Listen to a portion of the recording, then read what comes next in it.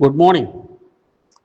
നമ്മുടെ സമുദായത്തിലെ ജ്ഞാനായ സമുദായത്തിൽ ഒരുപാട് പ്രശ്നങ്ങൾ കോംപ്രമൈസ് ചെയ്യണം എന്നൊക്കെ പറയുമ്പോഴേ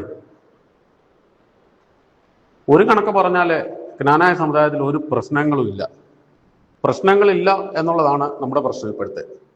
പിന്നെ പ്രശ്നങ്ങളുള്ളത് സഹായമെത്രാന്മാർക്കും അവരെ ചുറ്റിപ്പറ്റി നിൽക്കുന്ന അവരുടെ ശിങ്കിടികൾക്കുമാണ്. അവർക്ക് വലിയവനാകണം എന്നതാണ് അവരുടെ പ്രശ്നം. അവരുടെ ശിങ്കിടികൾക്ക് കൈയിട്ട് വാരണം, കട്ട് തിന്നണം, പാത്രക്കീസിന് ജയ് വിളിക്കണം, മറ്റ് കുറച്ച് ഹിഡൻ അജണ്ടകൾ. അത് നടക്കാത്തത് കൊണ്ട് അവരാണ് പറയുന്നത് പ്രശ്നങ്ങളാണ്. അവരുടെ പ്രശ്നങ്ങൾ സോൾവ് ചെയ്യേണ്ടത് അവർ തന്നെയല്ലേ. അവരുടെ പ്രശ്നങ്ങൾ സോൾവ് ചെയ്യാൻ എന്തുകൊണ്ട് അവർക്ക് പറ്റുന്നില്ല? സ്വർഗരാജ്യത്തിന്റെ താക്കോല് കയ്യിലുള്ള പാത്രക്കീസ് കൂടില്ലേ? അതായത് ദൈവത്തിന്റെ ഭൂമിയിലെ വികാരിയാന്നാ പറഞ്ഞത്. അപ്പൊ അത്രയും വലിയൊരാൾ കൂടെ ഉണ്ടെങ്കിൽ ഇതൊന്നും ഒരു പ്രശ്നമല്ല, പരിഹരിച്ചോളൂ. ജ്ഞാനായ സമുദായത്തില് ഒരു പ്രശ്നങ്ങളുമില്ല. സമുദായത്തെ സ്നേഹിക്കുന്ന, സമുദായ ഭരണഘടനയെ സ്നേഹിക്കുന്ന, സമുദായത്തിന്റെ തനതായ ആചാരങ്ങളിലും അനുഷ്ഠാനങ്ങളിലും ഒക്കെ വിശ്വസിക്കുന്ന യഥാർത്ഥ ജ്ഞാനായക്കാർക്ക് ഒരു പ്രശ്നങ്ങളുമില്ല. ഒരു സമുദായ മെത്രാപ്പോലീത്തായുടെ നേതൃത്വത്തില് സമുദായം തെരഞ്ഞെടുത്ത ജ്ഞാനായ മാനേജിംഗ് കമ്മിറ്റിയുടെ നേതൃത്വത്തില് ജ്ഞാനായ ഭരണഘടനയ്ക്ക് വിധേയമായി സമുദായം അഭംഗുരം മുൻപോട്ട് പോവുകയാണ്. എവിടെയാണ് പ്രശ്നങ്ങൾ?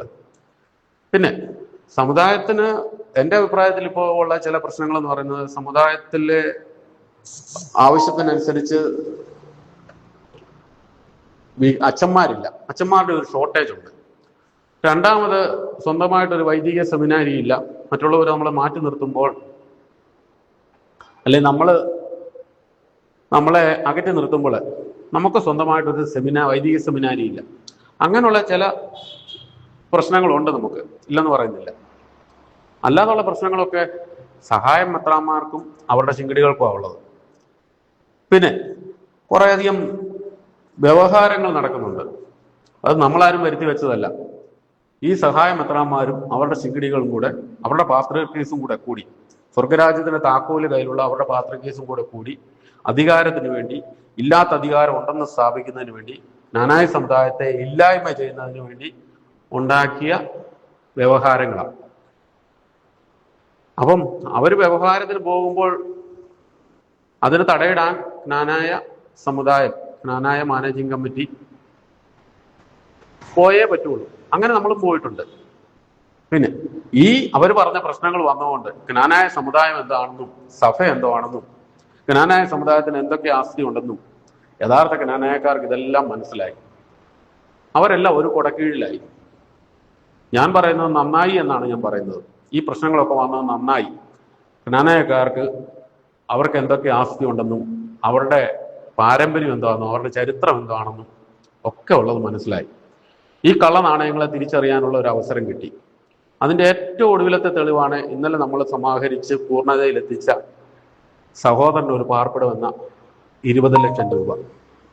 ഇതൊക്കെ ഉണ്ടായത് ഇതൊരു നിമിത്തമാണ്.